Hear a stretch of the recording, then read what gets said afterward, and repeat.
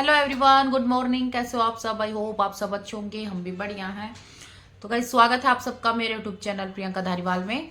तो गाइज 2-4 दिन पहले मैंने एक वीडियो डाली थी जिसमें मैंने मेरे ससुराल वालों की सच्चाई आप सबके सामने रखी थी, जिसमें मैंने बताया था कि मेरा देवर जो है मेरे ससुर की बीमारी का फ़ायदा उठा रहा है।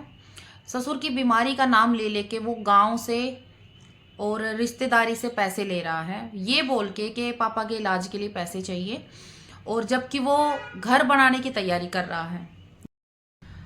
तो देखिए, ये वीडियो बनाने का मेरा सिर्फ एक मकसद था, जिन लोगों से वो पैसे ले रहे हैं वो लोग सावधान हो जाएं, वो लोग इनको पैसे ना दे। सिर्फ यही मकसद था और मेरा कोई मकसद नहीं था। ठीक है, मैं नहीं चाहती जो मेरे साथ इन लोगों ने किसी के साथ ये लोग धोखा करें, मैं नहीं चाहती थी, इसलिए मैंने ये वीडियो डाली थी। तो उस वीडियो पर मेरे पास कमेंट आए हैं और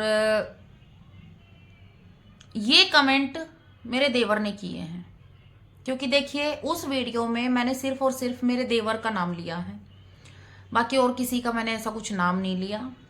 और सही बताऊं तो मेरे देवर को क्यों दर्द हो रहा है, उसके दर्द की वजह मैं बताती हूँ। तो देखिए, उस वीडियो में मैंने साफ साफ बताया है कि मेरा देवर रिश्तेदारी से और गांव में से पैसे ले रहा है, ये ठीक है। अब उसको पैसे मिलने बंद हो गए और वो घर बनाने जा रहा था, अब उसको पैसे मिलने बंद हो गए। क्योंकि ये वीडियो अगर मैंने जैसे आज डाली है ना, तो कमेंट मेरे पास 2 दिन बाद आए हैं। क्यों आए हैं? उसी दिन क्यों नहीं किए, उसी टाइम पे क्यों नहीं किए? क्योंकि इतना तो मुझे पता है, वो लोग, मैं अपलोड करके हटती नहीं हूँ, सबसे पहले व्यूज उन्हीं के आते हैं, वो लोग सबसे पहले मेरी वीडियो देखते हैं। तो उसी टाइम कमेंट क्यों नहीं आए? क्योंकि उनको ये था कि कौन इसकी बात पर भरोसा करेगा, कौन सच मानेगा। इतना मुझे पता, उसको पैसे मिलने बंद हो गए। क्योंकि देखिए, मेरी वीडियो मेरे ससुराल में सब देखते हैं, सब देखते हैं। तो उनको जवाब मिल गया, उनको पैसे नहीं मिले, तब उसको दर्द हुआ है मेरे देवर को, तब उसने कमेंट किए हैं। कमेंट क्या है वो मैं आप लोगों को पढ़ के सुनाती हूँ। इसमें सिर्फ मैंने एक ही बात बोली है कि मेरे देवर पैसे ले रहा है गांव में से, रिश्तेदारी से, बाकी और मैंने किसी का कोई नाम नहीं लिया। और फिर और कोई करेगा भी क्यों? और किसी को क्या मतलब, किसी से कोई पैसे ले रहा है कोई नहीं ले रहा है, और किसी को मतलब भी क्या बनता है? और जहां तक जो लैंग्वेज है वो मेरे देवर की है, क्योंकि लैंग्वेज के हिसाब से ही मैं बता सकती हूँ किसकी कितनी सोच है, कैसी सोच है। मैं 10 साल रह के आई हूँ उनके बीच में। कमेंट क्या है वो मैं आप लोगों को पढ़ के सुना देती हूँ। तेरी बात सुनकर ही पता लग रहा है कि तू कितनी अच्छी है, क्या कर रही है, कि तूने क्या कह रही है कि तूने अपने ससुर को संभाला जब उसका एक्सीडेंट हुआ। कितनी झूठी औरत है तू। हम सब ने खुद अपनी आंखों से देखा था, उसके छोटे बेटे ने उसको संभाला था।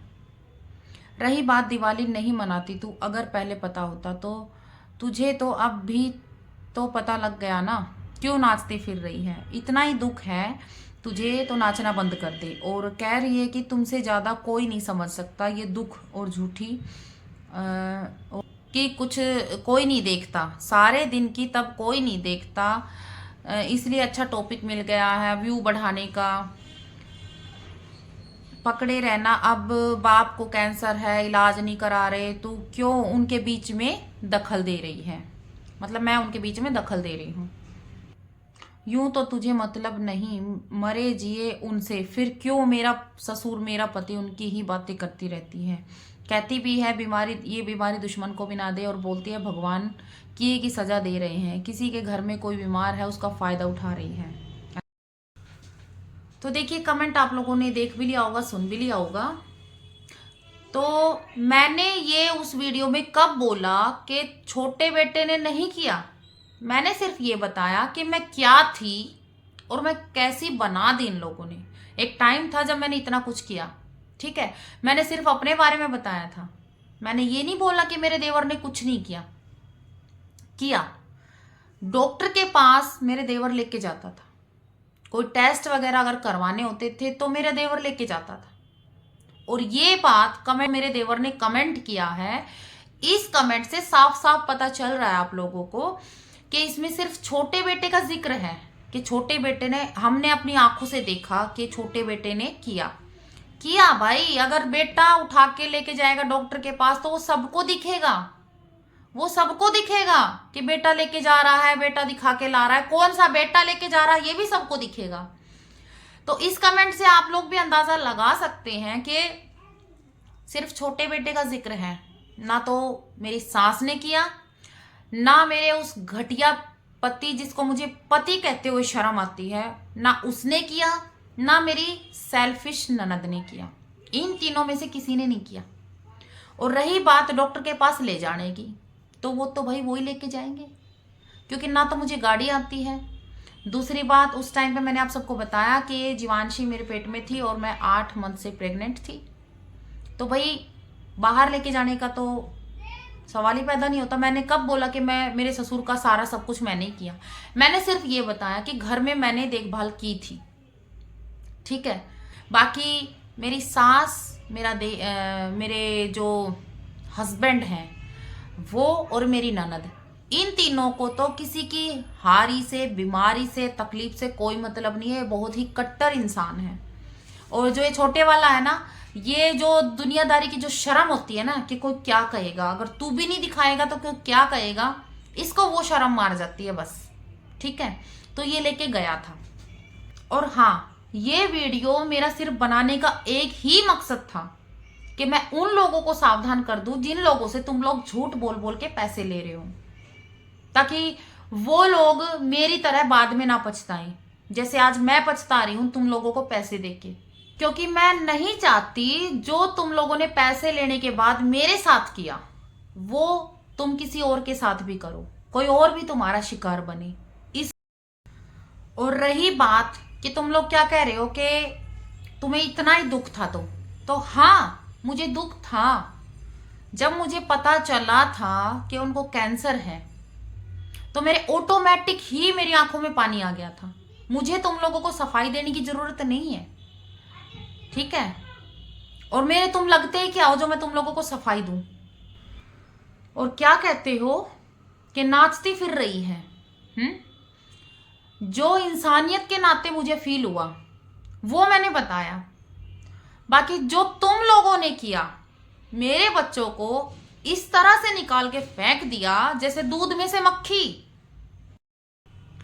इन बच्चों का क्या कसूर था जो इतनी बड़ी सजा दी तुम लोगों ने इन मासूमों को। और रही बात करने की, तो मैं क्या करती हूं, क्या नहीं करती हूं, कैसे अपने बच्चों को पालना है वो मैं देख लूंगी। मुझे तो करना है, मुझे तो करना है। मैं मां हूं, मैं नहीं छोड़ सकती। जैसे तुम लोगों ने छोड़ दिया बच्चों को, ऐसे मैं नहीं छोड़ सकती। मैंने जन्म दिया है, मेरे बच्चों को मैं पालूंगी। मुझे तो करना है और मैं करूंगी भी, पर तुम लोगों को सफाई देने की जरूरत नहीं है मुझे। और रही बात काम की, तो चाहे मुझे मेरे बच्चों को झाड़ू पोछा करके खिलाना पड़े, मैं करूंगी। मैं नहीं हट सकती घटिया लोगों तुम्हारी तरह। और हाँ, ना मैं तुम्हारी तरह पैसों की भीख मांगती फिर रही हूं जगह जगह। पैसे दे दो, इलाज कराना है, पैसे दे दो, घर बनाना है। तुम्हारी तरह भीख नहीं मांगती मैं मेहनत का खा रही हूं, मेहनत का ही अपने बच्चों को खिला रही हूं। अगर ये ना सही, चाहे मुझे झाड़ू पोछा करके अपने बच्चों को पालना पड़े, मैं करूंगी। और एक माँ कभी एक औरत कमजोर हो सकती है, एक माँ कमजोर नहीं हो सकती। तुम चाहे मुझे गिराने की लाख कोशिश कर लो, जब ऊपर वाला साथ है ना, तो तुम जैसे घटिया लोग मेरा बाल भी बांका नहीं कर सकते। और तुम लोगों की तरह नहीं हूं मैं, लालचियों जो अपने बच्चों के भी नहीं, जगह जगह पैसे मांगते फिर रहे।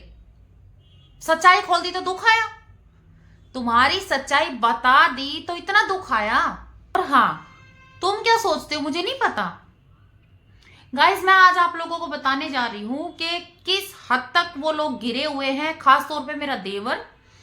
किस हद तक, इतने में सब्र नहीं आया मेरे देवर को कि मेरे बच्चे वहां नहीं हैं, घर से बेघर हैं, इनको वो चीज नहीं मिल पा रही जो ये बच्चे डिजर्व करते थे, जो इनको मिलना चाहिए था। इतने में सब्र नहीं आ रहा मेरे देवर को। मेरा देवर मेरे बच्चों का किस हद तक हक खाने के लिए जा रहा है वो आज मैं आप लोगों को बताऊंगी। इतने में सब्र नहीं आया कि मेरे बच्चे वहां नहीं है, सब कुछ उन्हीं का है, ये सोच के मेरा देवर अब उसी घर में रहने के लिए तैयारी कर रहा है, उसी घर में जा रहा है जिस घर को कभी मैंने अपने खून पसीने की मेहनत से, अपने पैसों से बनाया था, जो मेरे बच्चों का हक है।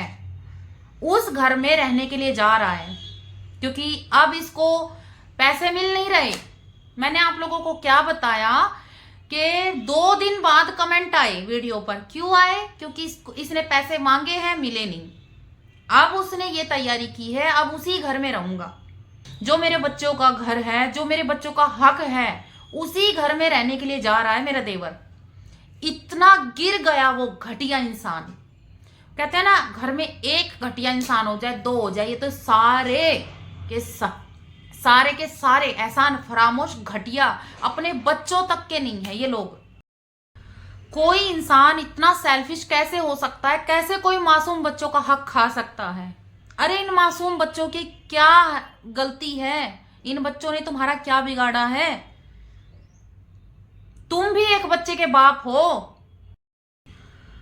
अब तू जब मेरे बच्चों का हक हड़पने के लिए जा रहा है तो एक बद्दुआ मेरी और मेरे बच्चों की लेता जाना।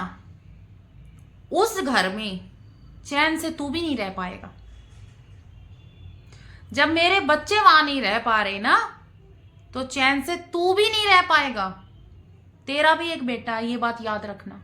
ये बद्दुआ है एक मां और उसके बच्चों की, क्योंकि मेरे बच्चे दिल से हाय देंगे और ये बात मैं उनको बताऊंगी क्योंकि जरूरी है। उनको भी पता होना चाहिए कि वहां के लोग कितने गंदे गिरे हुए हैं।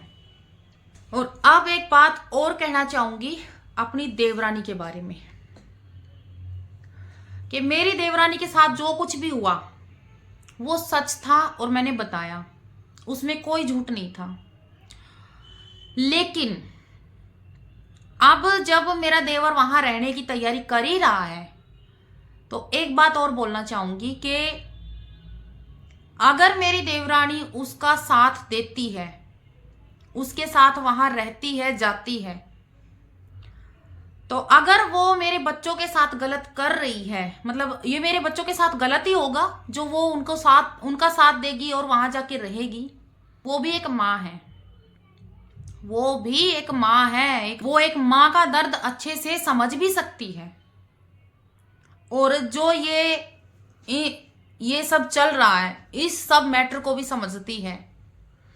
तो अगर वो ऐसे में उनका साथ देती है और वहां जाती है तो उसका भी इंसाफ भगवान करेगा,